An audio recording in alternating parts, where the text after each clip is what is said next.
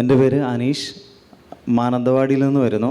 ഞാൻ ഇത് പറയണ്ട എന്ന് വിചാരിച്ചിരുന്ന ഒരു സാക്ഷ്യമാണ്. കാരണം ഞാൻ ആരോടും പറയാതിരുന്ന എനിക്കും എൻ്റെ തമ്പുരാനും, അതായത് ചില അവസരങ്ങളിൽ മാത്രം ഭാര്യയോടും പറഞ്ഞിട്ടുള്ള ഒരു കാര്യമാണ്.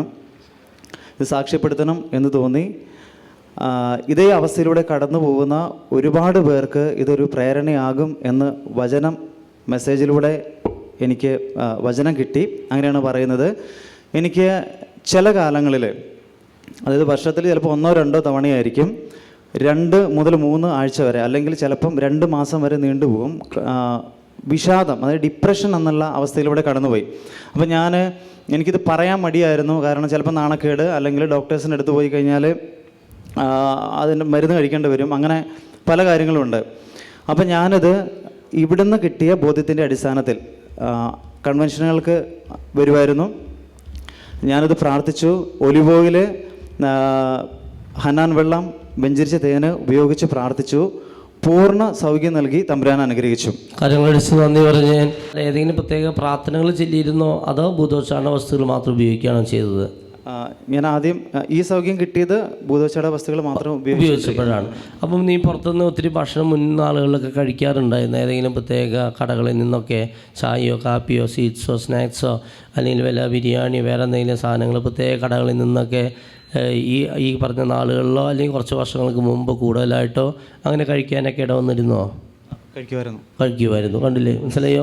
അതിൽ നിന്നാണ് ഈ മകനിത് വന്നത്. അല്പം ശ്രദ്ധിച്ചിരിക്കുന്നവർക്ക് അച്ഛൻ പറയുന്നത് പെട്ടെന്ന് മനസ്സിലാവും. ഭക്ഷണത്തിലൂടെയാണ് ഈ കാലഘട്ടത്തിൽ ഏറ്റവും കൂടുതൽ തിന്മ വന്നുകൊണ്ടിരിക്കുന്നത് കേട്ടോ. പിന്നെ എൻ്റെ ചേട്ടൻ 20 വർഷത്തിലധികമായിട്ട് പള്ളിയിലേ പോകത്തില്ലായിരുന്നു.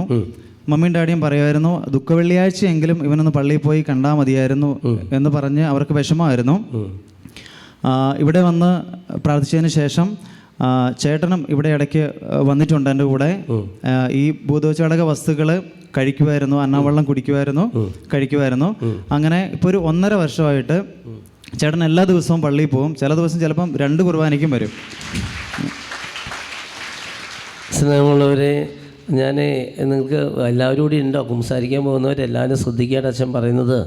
നമ്മളൊരു ഈ ഹലാൽ ഭക്ഷണം അല്ലെങ്കിൽ വിഗ്രഹാർപ്പിത ഭക്ഷണത്തിലൂടെ ഒരുപാട് തിന്മയാണ് നമ്മുടെ നാട്ടിൽ നമ്മുടെ മക്കൾക്ക് വന്നുകൊണ്ടിരിക്കുക. മനസ്സിലായോ? അപ്പോൾ ഈ ഭക്ഷണത്തിലൂടെയാണ് ഈ തിന്മ ഇവനിലേക്കും ഇവൻ്റെ ചേട്ടനിലേക്കും പോയിട്ടുള്ളത്. അതുകൊണ്ടാണ് ഈ മക്കൾക്ക് വിശ്വാസം കുറഞ്ഞു പോയതും. അതുകൊണ്ടാണ് ഈ മക്കൾക്ക് ഇടയ്ക്കിടയ്ക്ക് ഒരു ഡിപ്രഷൻ, കണ്ടില്ല, ഇടയ്ക്കിടയ്ക്ക് ഒരു ഡിപ്രഷൻ വരും. പിന്നെ ഉഷാറാവും, പിന്നെ വീണ്ടും ഡിപ്രഷൻ, ഇതായിരുന്ന അവസ്ഥ. പക്ഷേ ഇവിടുന്ന് ഭൂതോച്ചാരണ വസ്തുക്കൾ, തേൻ, ഒലിവ് ഓയിൽ, ഹന്നാവെള്ളം, ഉപ്പ്, വെള്ളം, ഇതൊക്കെ പല പ്രാവശ്യം പല രീതിയിൽ ഉപയോഗിക്കാൻ തുടങ്ങിയപ്പോൾ ഇത് ഒന്നല്ലെങ്കിൽ ശ്രദ്ധിച്ചോ അല്ലെങ്കിൽ വയറിളകിയോ അല്ലെങ്കിൽ വയറ്റിൽ നിന്ന് പോവുകയാണ്. അത് പോകുന്നതോടുകൂടി ആൾ പള്ളിയിൽ പോകാൻ തുടങ്ങുന്നു, ഡിപ്രഷൻ മാറിപ്പോകുന്നു. ഞാൻ പറഞ്ഞില്ലേ, ചിലപ്പോൾ ഡിപ്രഷനോ പള്ളി വിശ്വാസക്കുറവായിരിക്കില്ല, ചിലപ്പോൾ ഫിസ്റ്റുല ആയിരിക്കും, ഫിസ്റ്റുല അത് മാറിപ്പോകുന്നു. ചിലപ്പോൾ പൈൽസ് ആയിരിക്കും, അത് മാറിപ്പോകുന്നു. ചിലർക്ക് വേറെ സോറിയാസിസ് ആയിരിക്കും, കാലുമ ചൊരങ്ങ് അതൊക്കെ ആയിരിക്കും, അത് മാറിപ്പോകുന്നു. ചിലർക്ക് വിവാഹ തടസ്സമായിരിക്കും, അത് മാറിപ്പോകുന്നു. ചിലർക്ക് ജോലി മേഖല തടസ്സമായി, ചിലർക്ക് വീട്ടിൽ പാമ്പ് ശല്യമായിരിക്കും, ചിലപ്പോൾ അത് മാറി. അപ്പോൾ എങ്ങനെ ആയിരിക്കുന്നു നമുക്ക് ബുദ്ധി കൊണ്ട് ചിന്തിച്ചാൽ ഒരു പിടുത്തം കിട്ടില്ല കേട്ടോ. അച്ഛൻ ഈ പറയുന്നത് ബുദ്ധി കൊണ്ട് ചിന്തിച്ചിരിക്കുന്ന ആരെങ്കിലും ഉണ്ടെങ്കിൽ ഉറപ്പ് തരാണ്, നിങ്ങളത് വിശ്വസിക്കില്ല. അച്ഛൻ പറയുന്നത് വിശ്വസിക്കില്ല.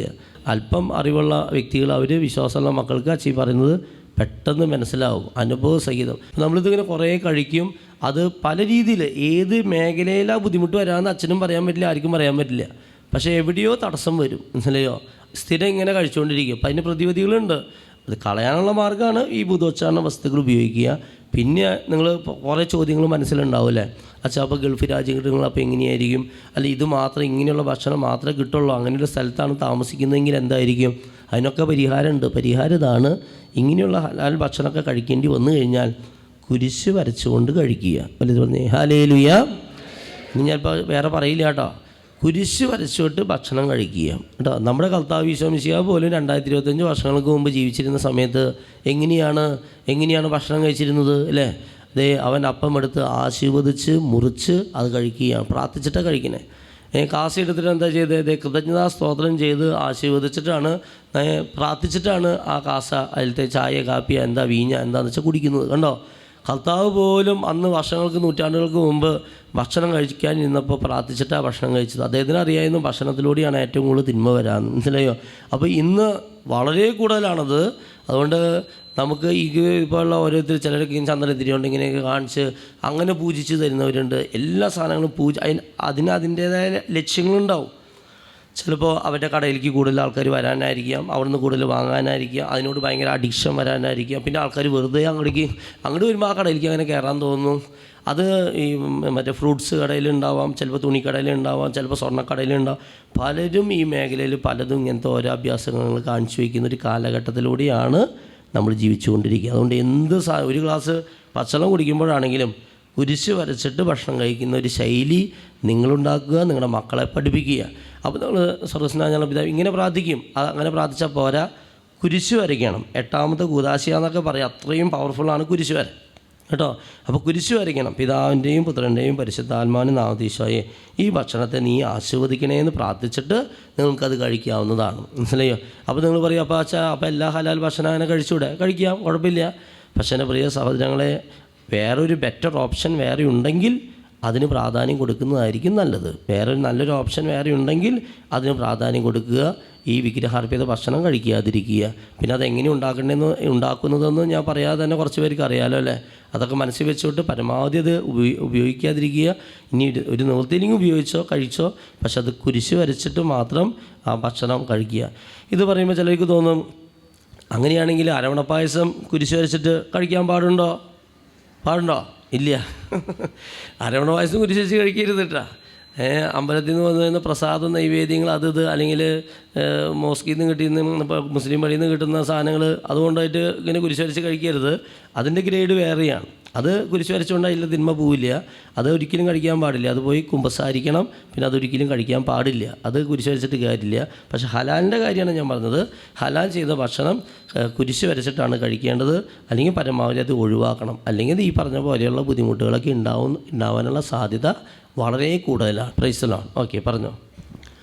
ഈ അനുഗ്രഹങ്ങളൊക്കെ ലഭിച്ചിരുന്നുവെങ്കിലും എനിക്കുണ്ടായിരുന്ന അസിഡിറ്റി സംബന്ധമായ അസുഖം GERD, gastro oesophageal reflux disease, 24 വർഷമായിരുന്നു. ഞാൻ ഹോസ്പിറ്റലിൽ അഡ്മിറ്റ് ആയിട്ടുണ്ട് 3-4 ദിവസം ഇതിന് വേണ്ടിയിട്ട്. വൊമിറ്റ് ചെയ്തപ്പോൾ ബ്ലഡ് വരെ വന്നിട്ടുണ്ട്. കൗൺസിലിങ്ങിൽ ഒരു സഹോദരൻ ഓർമ്മിച്ച് തന്നു, വിഗ്രഹങ്ങൾക്ക് അർപ്പിച്ചത് ഭക്ഷിച്ചിട്ടുണ്ടോ എന്ന് ചോദിച്ചിട്ടുണ്ടായിരുന്നു. അരവണ പായസം കഴിച്ചിട്ടുണ്ടായിരുന്നു. ഞാൻ അമ്പലത്തിലെ അന്നദാനത്തിന് പങ്കെടുത്തിരുന്നു. മുൻപൊരു കൗൺസിലിങ്ങിൽ ഒരു കൗൺസിലർ എന്നോട് ചോദിച്ചിരുന്നു, വീടിൻ്റെ വടക്ക് ഭാഗത്തൊരു ക്ഷേത്രം, അവിടുത്തെ പ്രതിഷ്ഠയുടെ പേരടക്കം പറഞ്ഞു. അപ്പോൾ എനിക്ക് കാര്യം അന്ന് എനിക്ക് മനസ്സിലേക്ക് വന്നിരുന്നില്ല. ഇപ്രാവശ്യം ഇവിടെ വന്നപ്പം കൗൺസിലർ പറഞ്ഞപ്പോൾ എനിക്കത് ബോധ്യപ്പെട്ടു. ഞാൻ അനുദപിച്ച് കുമ്പസാരിച്ചു. 24 വർഷമായിട്ടുണ്ടായിരുന്ന അസുഖമായിരുന്നു. അത് പൂർണ്ണ സൗഖ്യം നൽകി തമ്പുരാൻ അനുഗ്രഹിച്ചു. മുട്ടിന് ഒരു സർജറി പറഞ്ഞിരുന്നു. ഫിസിയോതെറാപ്പിയൊക്കെ ചെയ്ത് കുറേ കാര്യങ്ങൾ ചെയ്തിട്ടും അതിന് കുറവുണ്ടായിരുന്നില്ല. ഒലിവ് ഓയിൽ തേച്ച് പ്രാർത്ഥിച്ചു. അത് സർജറി ആവശ്യം വന്നില്ല. പൂർണ്ണ സൗഖ്യം നൽകി അനുഗ്രഹിച്ചു. ഞങ്ങളുടെ തോട്ടത്തിൽ ചിലവ് വളരെ കൂടുതലും വരവ് അതിൻ്റെ പകുതി പോലും കിട്ടില്ലായിരുന്നു വർഷങ്ങളായിട്ട്.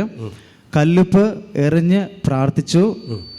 നല്ല ലാഭം, സമൃദ്ധമായ വിളവ് കഴിഞ്ഞ 2 വർഷം നൽകി. എന്ത് കൃഷിയാ? കാപ്പിത്തോട്ടമായിരുന്നു. നല്ലൊരു കൈയടി കൊടുക്കാം. ഒരുപാട് അനുഗ്രഹങ്ങളാണ് എണ്ണി പറഞ്ഞത് കേട്ടോ. അതെല്ലാം പറഞ്ഞതൊക്കെ വലിയ വലിയ അനുഗ്രഹങ്ങളാണ് കേട്ടോ.